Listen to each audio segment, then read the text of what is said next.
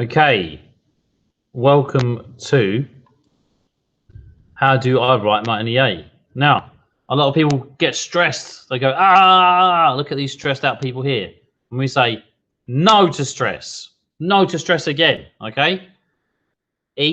Calm down, okay? I'm going to explain very clearly and concisely how you're going to tackle this. So, the ideas of the Enlightenment were the main cause of the French Revolution. Assess the validity of this view with reference to the years 1685 to 1789. Okay, you have to keep in focus. This is the focus of your essay.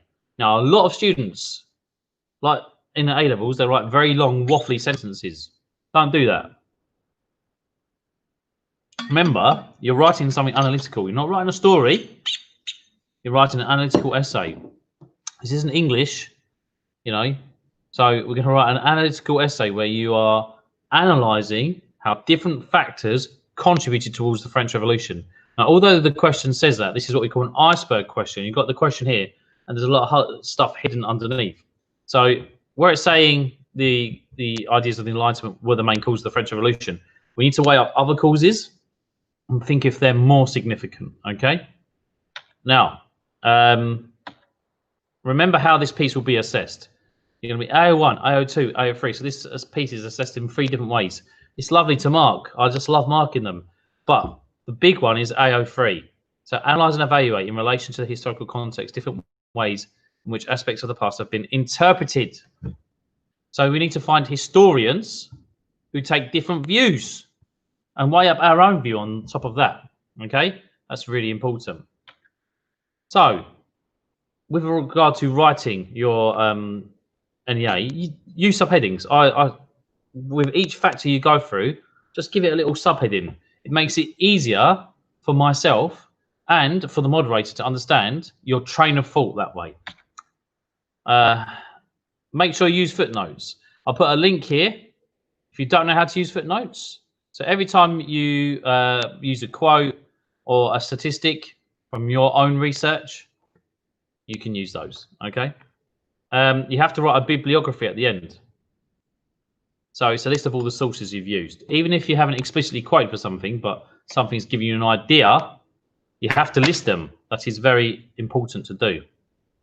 Now, you can use Wikipedia sources as your own. This is not, repeat, not using Wikipedia as your source. So, for instance, if I was looking through the French Revolution on Wikipedia and I saw that little one there, I can then click on that and that will tell you where that comes from, okay?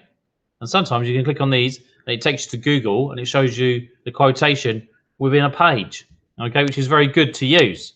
So I'm not saying copy and paste from Wikipedia, or am I? No, I'm saying copy and paste some of Wikipedia's sources and use them in your bibliography and in your footnotes.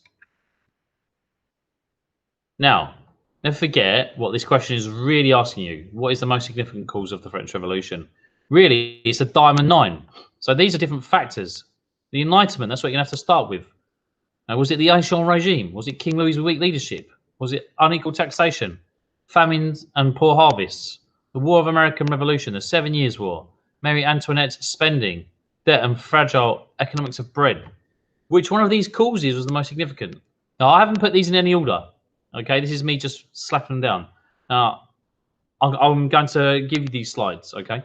So you can play around with this, but really, essentially, this is going to be a structure of your essay, okay? These are the different topics you're going to have to go through. Remember, maximum you can write is 4,500 words, okay? So you think, if you write about 300 words for most of these, if not all, then you're going to get through your NEA. You could do 1 bit each day. You could do 2 bits in a day, okay? Think of it like that. Chunk it down.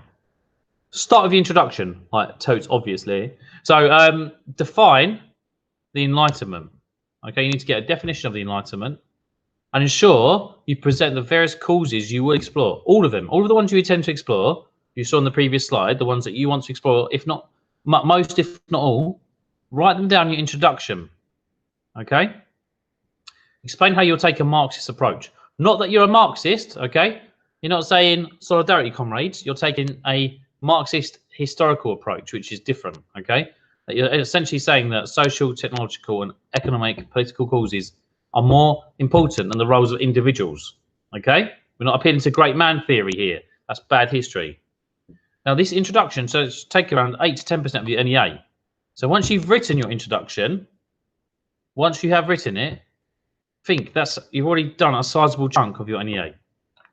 After you've done that, look into the impact of different Enlightenment philosophers. So here are some sources here from Damn the Revolution.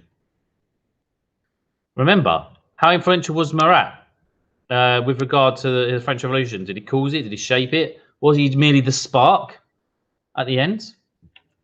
Jean-Jacques Rousseau, his Discourse on Inequality is a nice quote there you could use. His Social Contract, there's a nice quote there you could use.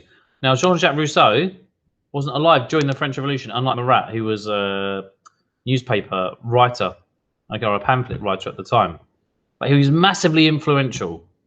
Those who are literate in France, between 40 and 50% of the population over the age of 14, they discuss his ideas. Okay? So man is born free, and everywhere he is in chains. Brilliant quote. Brilliant quote. Jean-Jacques Rousseau wrote extensively about inequality in society and how it was wrong. But how influential was he? Was he a longer-term cause, and was it merely for the literate bourgeois? But as a historian, we have to weigh up. How much did a French peasant know of his writing? And then we've got John Locke. Okay, now he was an English writer. How far were his writings influential of the French Revolution? Would he have been translated thoroughly? Would he have been a household name, at least within the bourgeois? Okay, these ideas you've got to weigh up. Okay, so how influential was his writing in regards to the French Revolution? How widely translated was he in France? How well was he known? Okay, so this is a very brief introduction to your NEA. Okay, so if you ever think, oh, I don't know how to write this, as in you don't know what form your NEA should take, this is your very good guide. And I'm going to add to these slides next week. Okay, take care and have a good day.